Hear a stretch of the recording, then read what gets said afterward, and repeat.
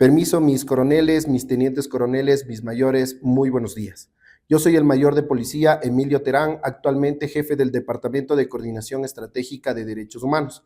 El día de hoy vamos a revisar el módulo de Derechos Humanos para el programa de capacitación integral continua de señores directivos en el grado de mayor, teniente coronel y coronel. Con ese antecedente vamos a iniciar indicando que los derechos humanos se constituyen como un mecanismo para limitar el ejercicio del poder.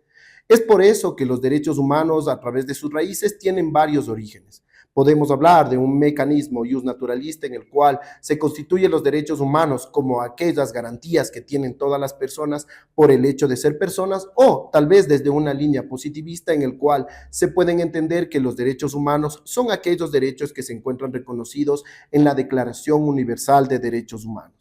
En ese sentido, uno de los elementos más importantes ha sido los organismos internacionales. Por una parte, tenemos los organismos regionales y los organismos universales. Es en ese sentido que los organismos universales se constituyen o se concentran en lo que es la Organización de Naciones Unidas. Para poder desarrollar, en cambio, ámbitos regionales se encuentran la Organización de Estados Americanos, OEA. De la Organización de Naciones Unidas o ONU, se pueden decir que nacen varios de los comités o reglamentos, tratados, convenios que han sido emitidos a través de esta normativa universal y que tienen un carácter vinculante para la protección de los derechos de las personas.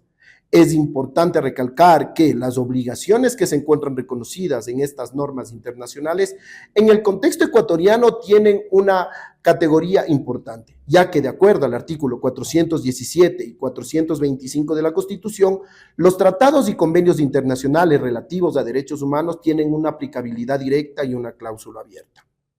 Los derechos humanos, al igual que lo ha expuesto la Corte Interamericana de Derechos Humanos, no son documentos o no son garantías que son absolutas. Es por eso que la propia Corte Interamericana de Derechos Humanos ha indicado que los derechos humanos tienen restricciones. En algunas circunstancias, estas restricciones pueden tener un carácter normativo o, de igual forma, pueden tener mecanismos operativos, como lo vamos a analizar más adelante.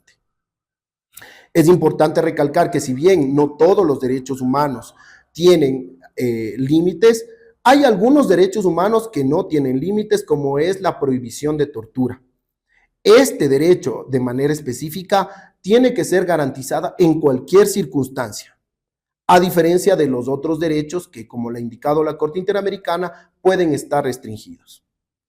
La Corte Interamericana de Derechos Humanos ha expresado que el derecho a la vida, si bien no es un derecho más importante que los demás, ya que de acuerdo al principio de interdependencia de los derechos tienen igual categoría y se encuentran al mismo nivel, el derecho a la vida es un derecho sumamente importante, ya que sin este derecho no se pueden garantizar otros derechos más.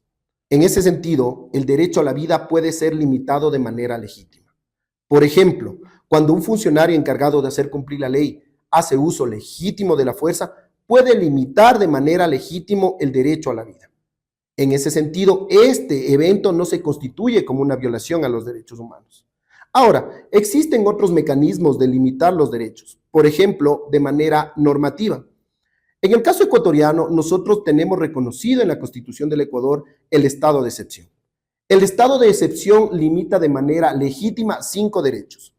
En ese mismo sentido, existen otros mecanismos en los cuales se puede hacer un análisis cuando existen un choque de derechos. En el caso Quilmes versus Argentina, la Corte Interamericana de Derechos Humanos ha establecido un mecanismo para poder identificar qué derecho podría ser o podría constituirse que debe ser garantizado cuando existe una colisión.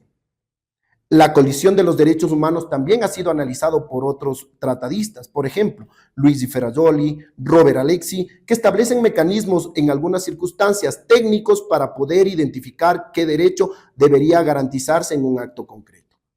El análisis, como también lo ha dicho la Corte Interamericana y los 3 tratadistas anteriormente citados, tiene que ceñirse al acto concreto.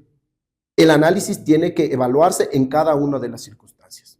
En conclusión, tenemos que tomar en consideración que los derechos humanos son interdependientes y que cuando se garantiza un derecho humano también estamos garantizando otros. Y de la misma forma, cuando se vulnera un derecho humano, se pueden también vulnerar otros. Por ejemplo, cuando nosotros tomamos en consideración el derecho a la salud, este derecho tiene vinculación directa con el derecho a la alimentación, etc.